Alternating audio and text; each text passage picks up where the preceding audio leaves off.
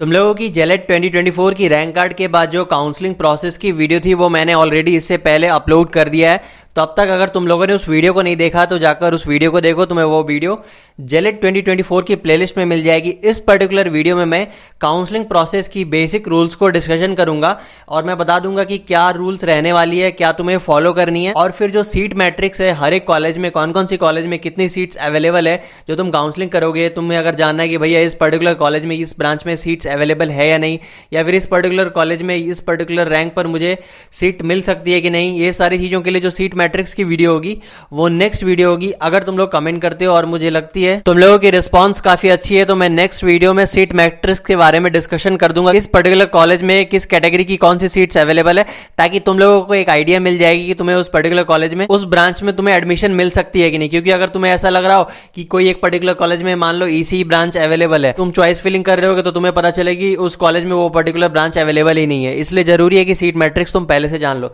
तो चलो फिलहाल मैं तुम्हें इस पर्टिकुलर वीडियो में बेसिक रूल्स के बारे में बता देता हूं। जो काउंसलिंग तुम लोगों की स्टार्ट होने वाली है जेलेट 2024 की, उसी क्या रूल्स और गाइडलाइंस रहने वाली। तो देखो, all aspects of the counseling, registration, choice filling, allotment, payment of seat acceptance fee, provisional admission etc.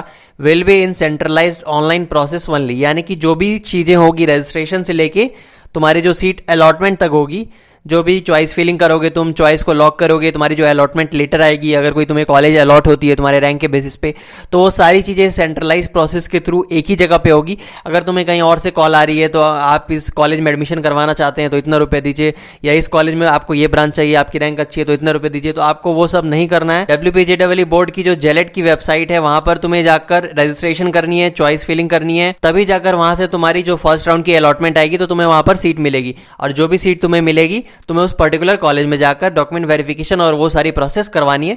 मैं आने वाले वीडियोस में तुम्हें सारी चीजें बताऊंगा, तो तुम इस पर्टिकुलर चैनल को सब्सक्राइब कर लो। और हाँ, तुम्हें अगर कोई पर्सनल प्रॉब्लम हो कि भैया चॉइस फिलिंग कैसे करेंगे, मुझे इस पर्टिकुलर रैंक में कौन सी कॉलेज मिल सकती है, तो तुम उसके लिए इंस्टाग्राम पर कॉन्टैक्ट कर सकते हो। इंस्टाग्राम की तुम्हें आईडी यहाँ पर दिख रही होगी, नीचे तुम्हें लिंक भी मिल जाएगी डिस्क्रिप्शन में, जाकर तुम वहां से कॉन्टैक्ट कर सकते हो। और लेटेस्ट अपडेट के लिए तुम व्हाट्सएप चैनल जरूर ज्वाइन कर लो, नीचे तुम्हें लिंक मिलेगी व्हाट्सएप चैनल की, तुम वहां पर क्लिक करके व्हाट्सएप चैनल पर ज्वाइन हो जाना। जो भी लेटेस्ट अपडेट आएगी, कब तुम्हें काउंसलिंग के लिए रजिस्ट्रेशन करनी है, कितनी तुम्हें फी लगने वाली है, वो सारी चीजें मैं वहां पर अपडेट करता रहूंगा, तो तुमसे कोई भी अपडेट्स मिस नहीं होगी। साथ ही साथ तुम इस चैनल को अपने फ्रेंड्स के साथ भी शेयर कर दो, उन्हें भी जेलेट की काउंसलिंग में काफी हेल्प मिलेगी। तो अब देखो नेक्स्ट क्या है, the counselling will be for admission in the institutes and courses as mentioned in approved seat matrix.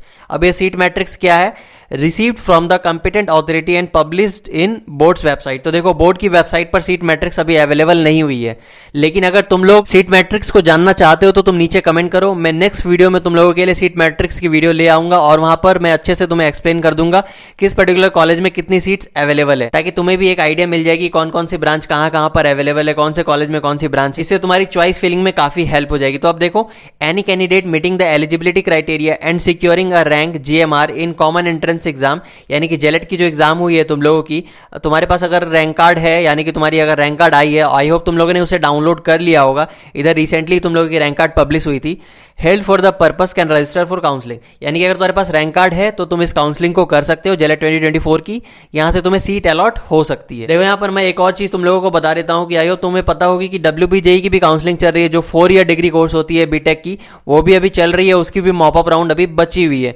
तो काफी बच्चों ने इतनी गलतियां की है वहां पर कि उन्हें सीट ही नहीं मिली है, ना फर्स्ट राउंड में सीट मिली ना सेकंड राउंड में।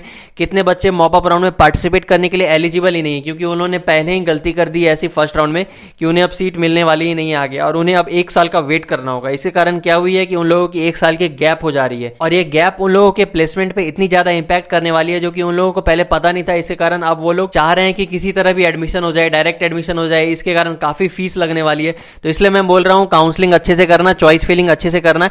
कोई भी हेल्प चाहिए होगी तो तुम इंस्टाग्राम पर कॉन्टैक्ट कर सकते हो। तो चलो अब देखो, there will be 3 round of counselling, namely allotment, upgradation and mop up, यानी कि 3 राउंड होगी काउंसलिंग की। तुम्हें पता है, मैंने इसे पहले वाले वीडियो में भी प्रोसेस बताया था थोड़ा, आगे और भी मैं हर एक राउंड की डिटेल प्रोसेस बताने वाला हूं। देखो अलॉटमेंट होगी, फिर उसी अलॉटमेंट के बेसिस पे तुम्हें नेक्स्ट राउंड में अपग्रेडेशन मिलेगी। अगर तुम्हें वो सीट मिलती है तो नेक्स्ट राउंड में फिर तुम्हें अपग्रेड हो सकती है। फिर फाइनली मॉप अप राउंड होगी जब सीट्स वैकेंट रह जाती है। तो अब देखो registration is allowed at the beginning of first round. ये काफी इंपॉर्टेंट है कि रजिस्ट्रेशन सिर्फ फर्स्ट राउंड के बिगनिंग में होगी और तुम्हें तभी करनी है। Registration is mandatory for counselling and admission, और रजिस्ट्रेशन एकदम जरूरी है और तुम्हें करना ही होगा, तभी तुम्हें कोई सीट मिलेगी। तुम्हें कोई भी नोटिफिकेशन को मिस नहीं करना है, इसलिए तुम्हें मैं बोल रहा हूं बार बार इस चैनल को सब्सक्राइब करके रखो। मैं तुम्हें लेटेस्ट अपडेट देता रहूंगा। अब देखो, एक candidate can register with in the pre-declared period of registration will not be considered for allotment of any seat at any round under any circumstances। कोई भी ऐसे कैंडिडेट हैं जो जेलेट काउंसलिंग के रजिस्ट्रेशन की जो डेट दी जाएगी, अगर वो उसे मिस कर देते हैं, अगर वो रजिस्ट्रेशन नहीं कर पाते हैं, तो वो फिर उन्हें कोई भी सीट अलॉट नहीं होगी। ये पहले ही तुम्हें बता दिया जा रहा है, तो इसलिए तुम ध्यान रखना, एक भी नोटिफिकेशन को मिस मत करना। रजिस्ट्रेशन फी फॉर काउंसलिंग तुम्हें पहले ही मैं बता दूं कि लास्ट ईयर इसकी फी 500 के अप्रॉक्स रही थी, तो इस बार भी चांसेस है उतना ही रहेगी। अगर चेंजेस होती है तो मैं तुम्हें अपडेट कर दूंगा। Which is not refundable under any circumstances. तो देखो, ये रजिस्ट्रेशन फी रिफंड नहीं होगी। हाँ, जो आगे सीट एक्सेप्टेंस फी पे करोगे तुम, वो रिफंड जरूर हो जाएगी।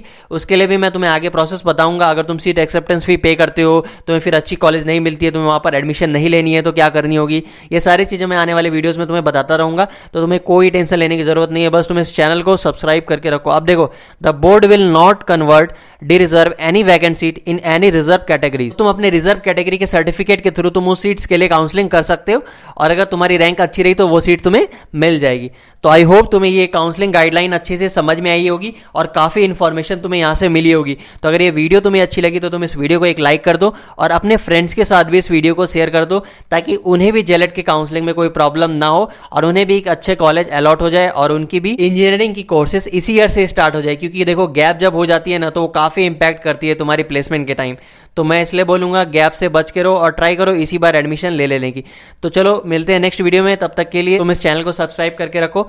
Thanks for watching this video.